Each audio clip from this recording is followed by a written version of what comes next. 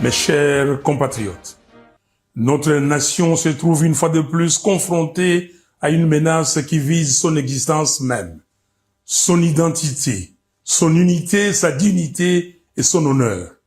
C'est pourquoi je prends la parole aujourd'hui pour rappeler avec la plus grande fermeté une vérité inaltérable.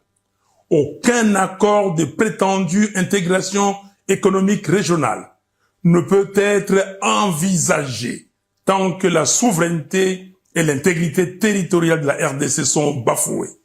Comment peut-on parler de coopération lorsque les forces rwandaises et ougandaises occupent nos terres, exploitent nos ressources et provoquent les déplacements, la mort et la souffrance de nos concitoyens?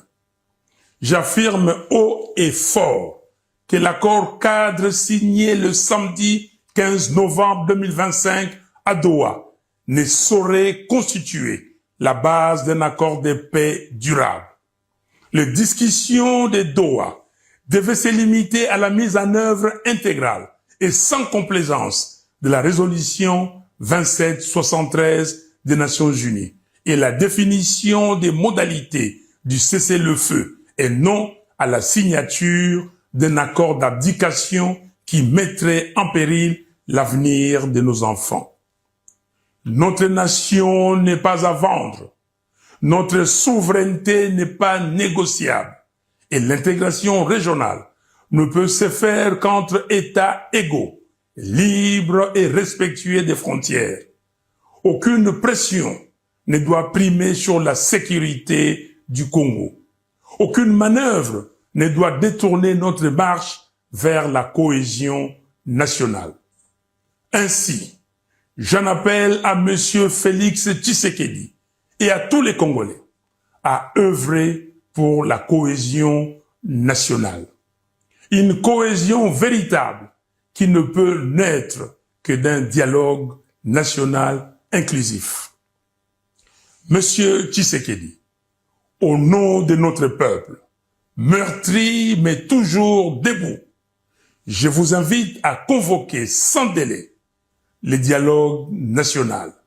Sinon, l'histoire vous tiendra responsable de la balkanisation du Congo avec messieurs Kagame et Kabila. Aucun accord extérieur ne saurait précéder la réconciliation des enfants du Congo rassemblés pour proclamer d'une seule voix la cohésion nationale. Peuple congolais, c'est maintenant que se joue notre avenir. C'est maintenant que chacun doit s'élever pour défendre ce qui reste la valeur sacrée de notre histoire, l'intégrité territoriale du Congo.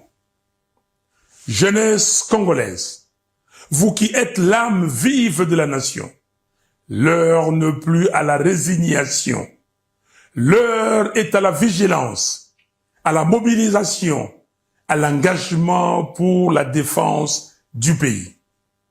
Tenez-vous prêts. Un peuple uni ne sera jamais vaincu. Un Congo debout ne sera jamais balkanisé. Je vous remercie.